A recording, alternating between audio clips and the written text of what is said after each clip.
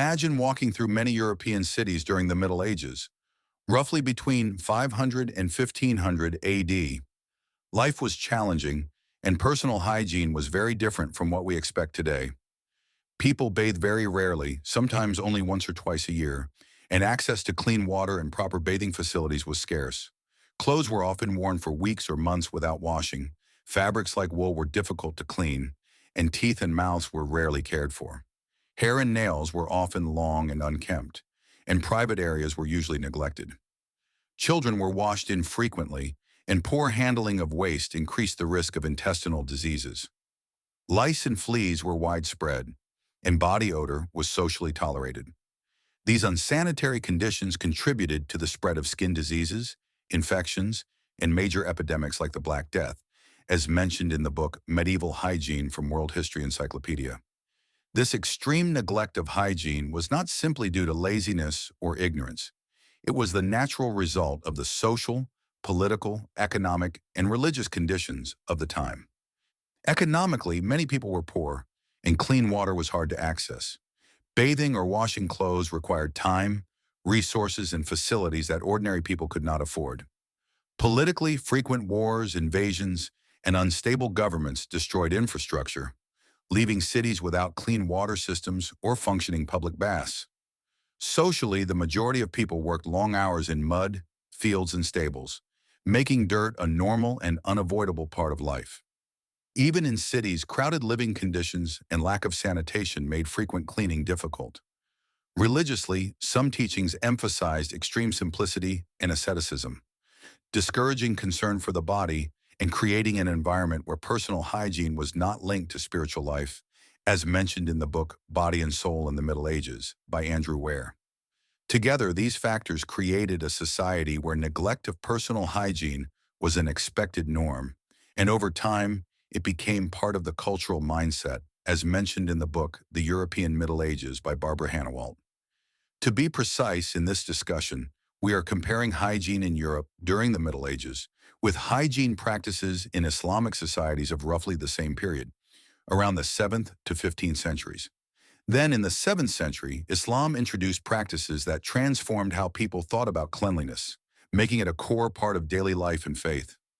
Muslims perform ritual washing called ablution, wudu, 5 times a day before each prayer. This washing is not superficial.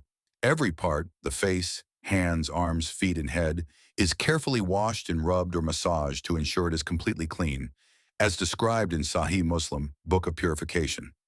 Prayer is not valid without this cleaning, and clean clothes are required. The Prophet Muhammad emphasized, cleanliness is half of faith, as mentioned in Sahih Muslim, Book of Purification. The Quran also states, indeed, Allah loves those who are constantly repentant and loves those who purify themselves. Quran 2222, highlighting that cleanliness is both a spiritual and practical act. Daily hygiene also includes cleaning the mouth with a natural stick called miswak, as mentioned in Sunan Abu Dawud. Hadith 161, trimming nails, shaving hair and underarm in private areas, wearing clean clothes and using pleasant scents. Bathing is required in certain situations, such as after sexual activity, after a woman's menstrual or post-birth bleeding, and before performing pilgrimage to Mecca, Hajj, or Umrah, as mentioned in Al-Mughni ibn Qudama. It is also recommended before Friday prayers, on holidays, after illness or travel, or whenever the body becomes particularly dirty or sweaty. These practices encourage regular bathing, typically 2 to 7 times per week, depending on circumstances, establishing a pattern of hygiene far more consistent than the rare bathing in medieval Europe. Even after death, Islamic teachings maintain this emphasis on cleanliness. The body of the deceased is washed, scented, and wrapped in a clean white cloth before burial, as mentioned in Ihya Ulum al-Din al-Ghazali. This ensures that the journey into the afterlife begins in a state of purity, reflecting the importance of hygiene not only during life, but also in preparing for what comes next. These practices also had profound health benefits. Regular washing, brushing the mouth, cutting nails, shaving hair in sensitive areas, and wearing clean clothes reduced the spread of skin diseases, parasites, and infections. Using pleasant scents and changing dirty clothes maintained social dignity and respect.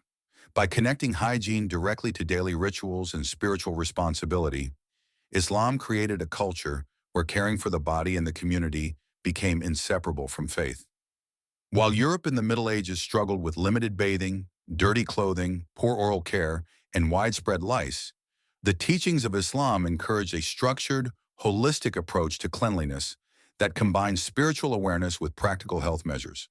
This connection between body, mind, and soul made hygiene not just a habit, but a meaningful part of life, showing that purity and care for oneself and society are deeply linked.